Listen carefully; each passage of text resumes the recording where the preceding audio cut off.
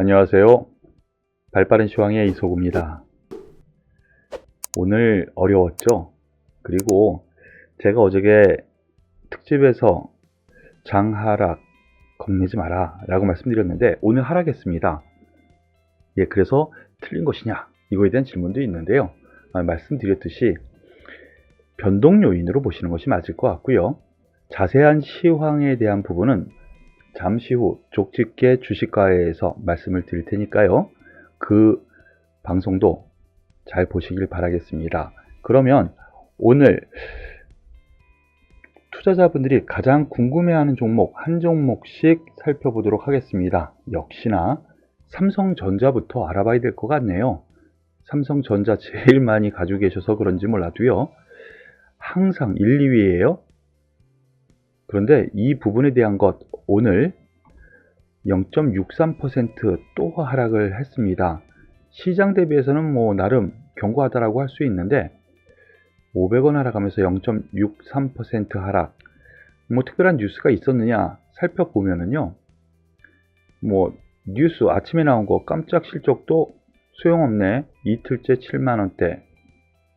오늘 나온 뉴스 실적 약발 없는 삼성전자. 별거 없습니다. 그런데 삼성전자가 어닝 서프라이즈 냈다라는 것은 누구나 다 아는 사실이죠. 서프라이즈입니다. 그런데도 불구하고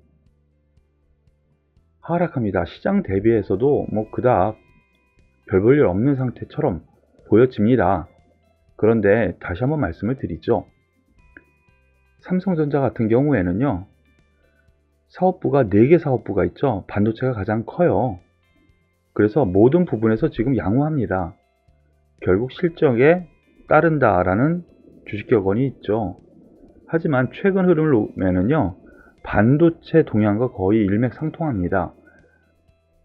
반도체 결국에는 확장, 증설, 우리나라뿐만이 아니라 전 세계적으로 그렇죠.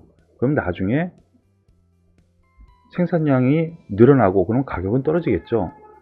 주식은 미래를 반영하기 때문에 그렇다면 비용은 들어가고 나중에 그 수에 동시에 지금 증설을 하는데 나중에는 안 좋을 거 아니냐. 그리고 이번 분기 이렇게 서프라이즈가 났으면 다음 분기 과연 그 이상의 효과가 나올까라는 의구심이 있다라고 보시면 돼요. 시장의 반응은요. 그 부분은 이미 말씀드렸던 부분입니다. 그래서 실적 발표 서프라이즈 나더라도 그렇게 기대하지는 마라 라고 말씀드렸는데 최대치 저는 85,000원 정도로 본다 그랬죠. 저가는요. 78,500원 정도 요 하단부 박스권으로 놓고 보자라고 말씀을 드렸어요. 이 하단 과연 뚫릴 것이냐. 제가 보기에는요. 이 삼성전자 투자하시는 분들 같은 경우에는 중장기적으로 투자하시는 거 아니겠습니까? 뚫리더라도요. 좀 중기적으로 가져가면 일단 지금보다는 훨씬 높은 가격에 1차적으로 85,000원 선까지는 볼 수 있다는 쪽으로 생각을 하시고 가져가시죠. 다만 계속 말씀을 드리지만은요. 삼성전자, 하이닉스보다는요. 그 주변에서 이 낙수 효과를 볼 수 있는 증설을 하면은 거기에 장비 들어가죠. 쾌파를 늘려서 더 많이 생산하면 소재 부품이 또 들어가죠. 그 낙수 효과에 관련된 소부장 종목들을 매매하시는 것이 어떨까 다시 한번 말씀을 드리겠어요. 다만 중장기적으로나 괜찮아 저금하듯이 하고 싶어 라고 하시는 분들은 저 괜찮다고 생각하고 지금 가격보다는 높게 팔 수 있다라는 쪽으로 말씀을 드리면서 마무리 짓도록 하겠습니다. 더불어서 오늘 시장 대비 강한 종목이 있었습니다. 시장이 하락하는데도 불구하고 아주 강하게 올라갔었던 종목이 있었죠. 장 초반부터. 두산중공업이에요.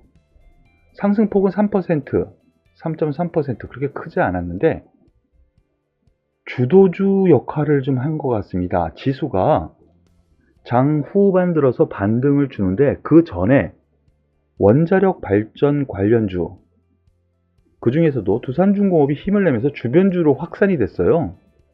그래서 테마가 형성이 됐습니다. 원자력 발전해가지고 테마 흐름이 좀 나왔어요. 그것이 상당히 중요한 거예요. 이 시장에서 주도주가 있느냐.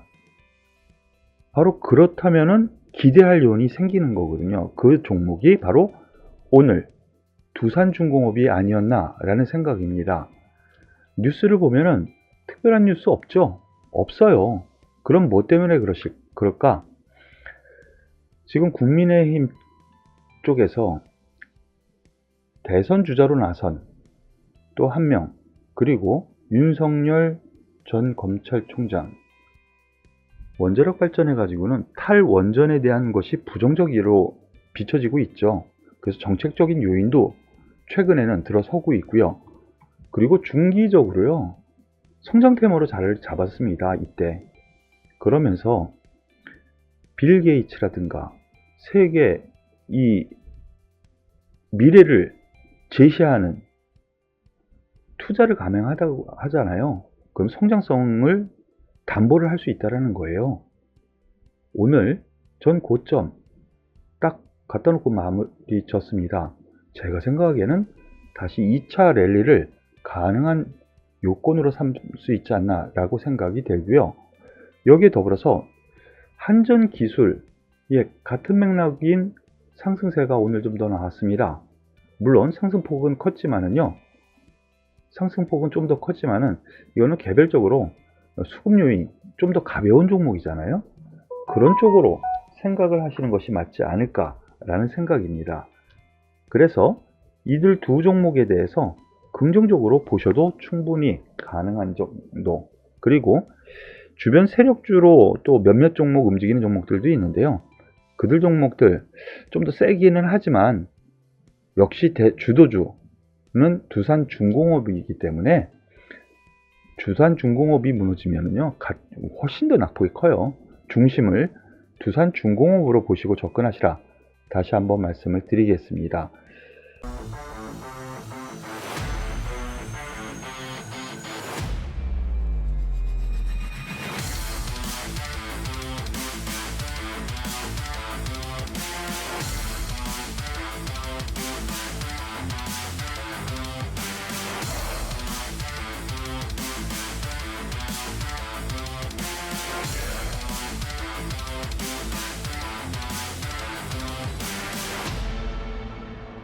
그리고 오늘 전반적으로 장 초반에는요, 코로나 관련주 상당히 셌었어요. 그런데 후반 들어서 지수가 반등이 들어오고 두산중공업이 올라가면서 그 강도가 약해지거나 하락 전환했습니다. 대표적으로 시젠을 한번 보죠. 시젠 오늘 장 초반에는 강했는데 2.76% 하락 마감했습니다. 뉴스 특별한 거는 없었어요. 그러니까 새로운 뭐가 없으면은 좀 매물이 나오는, 그래서 단기 접근하시라라고 말씀을 드린 내용이고요. 다만 여기에 대해서 아직까지 코로나 사회적 거리두기 시행 발표가 오늘 있었죠. 그러므로 인해서 뭐 이 종목에 대해서 매물이 좀 나왔다라고 생각을 하셔도 될 것 같고요. 그리고 또 한 가지, 항상 보면은요, 주말을 앞두고 확산세가 되더라도 토요일, 즉 토요일날 검사치가 일요일 나왔는데 그때까지도 확진 늘죠. 근데 일요일 검사 수가 줄어들다 보니까 월요일날 같은 경우에는 확진자 수가 좀 줄어드는 케이스가 많이 있었어요. 그래서 시장은 스마트한 겁니다. 그것까지 생각하고 그러면은 일단 팔고 다음 주에 다시 봐야지, 이런 매매가 나온 것 같아요.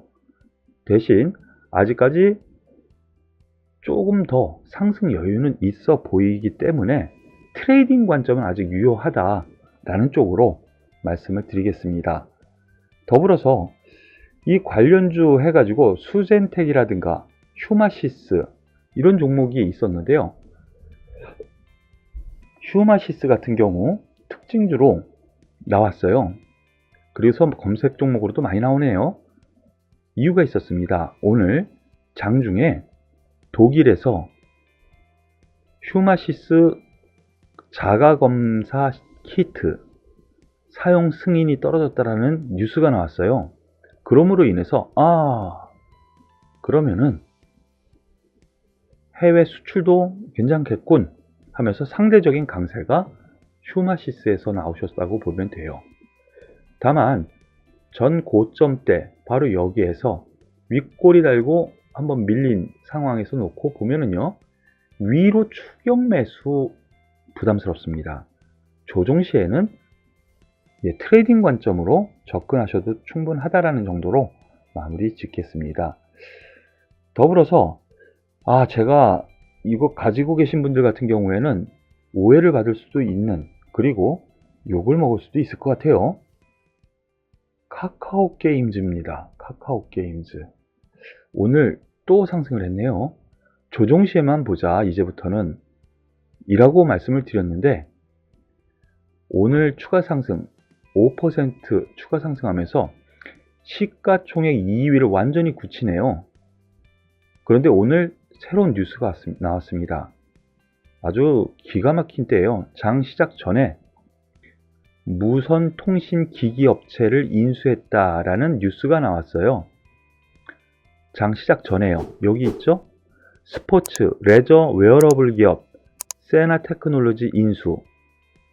이 뉴스가 호재로 바뀌었습니다.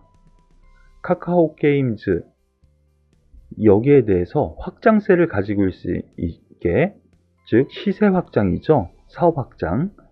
그런 호재거리로 받아들이면서 전 고점을 넘어섰습니다. 솔직하게 말씀을 드리면요, 제가 이 앞에 고점 여기에서는 맞고 좀 떨어지지 않을까라고 했는데 새로운 뉴스가 호재가 나오면서 올라갑니다.